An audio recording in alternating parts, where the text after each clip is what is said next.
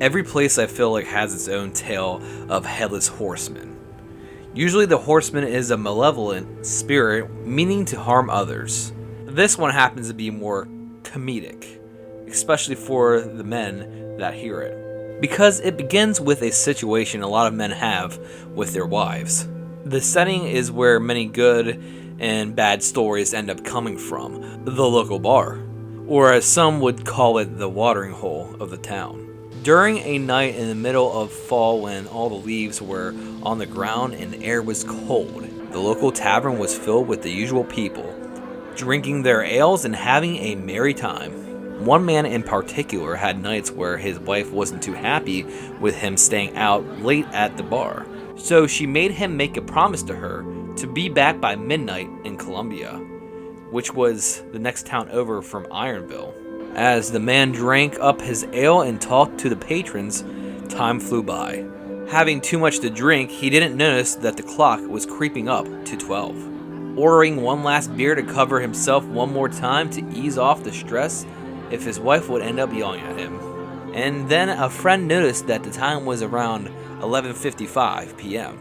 The friend looked at him and said that he was never going to make it home in time by midnight. The man drank his last sip of ale, then slammed down his mug and looked at his friend and said, "I'll be in Columbia by the stroke of midnight, or I'll be in hell." The man then got up to pull some confidence in himself, for he was about to make a ride that might as well have been a race against the devil himself. He went out the door while almost tripping over his feet from the inebriation, got onto his horse, and then started to ride like never before. He rode about half a mile away when there was a curve in the road, near Norwood Road, where his horse galloped as fast as it could toward a low-hanging but thick tree branch.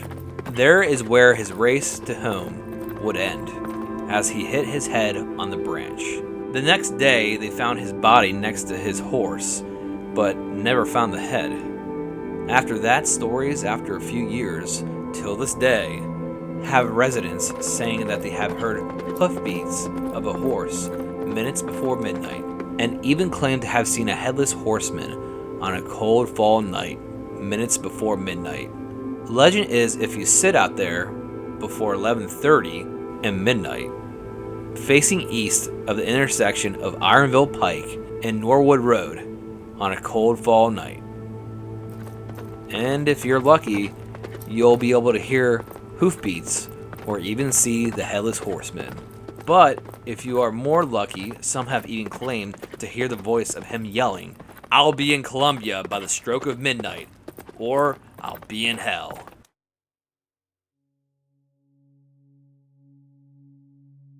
There used to be a lot of trade with boats along the Susquehanna, and also there was transportation for people to get from Lancaster to York County, or vice versa. In this legend, there was a ferry that was run by a father and son. Most of the transportation started in the early morning, so one morning the father and son were cruising along the Susquehanna. Unfortunately, that morning, the ferry boat had an accident, resulting in the son falling into the water. If you search it up, you'll find that the Susquehanna River isn't very safe at all. It has a very strong current, but that morning it was abnormally strong. It pulled the boy down and drowned him. The father tried to recover the body, but to no avail. The body was stuck between slate rocks of the river. The father then had so much grief and guilt with him that he vowed to get his boy's body back, at no matter what cost. He eventually collected enough dynamite to blow the rocks to get his body. With the dynamite, he took them to the rocks, but was negligent to where he had put the dynamite. And when the ignition went off, and when the explosion happened, he ended up blowing himself up, which had his body flying in the air, but his body was never found. That didn't stop his spirit from searching, though. He has been seen along the shore of Columbia wearing his clothes from that time period. Most people say it always looks like he is searching for something, possibly his son's body, or maybe searching for his own. Well, everybody, thanks for coming back for another video, and if you haven't yet, click subscribe, and if you liked the video, give it a like button. and hit the notification buttons when you want to see videos when I post them. And I'm working on a very, very long video for a while, so I'm going to be having something special for it. And I hope you stay tuned. And I'll also be away for 2 weeks, so no videos for a little bit, but I'll be back soon. And I'll see you then.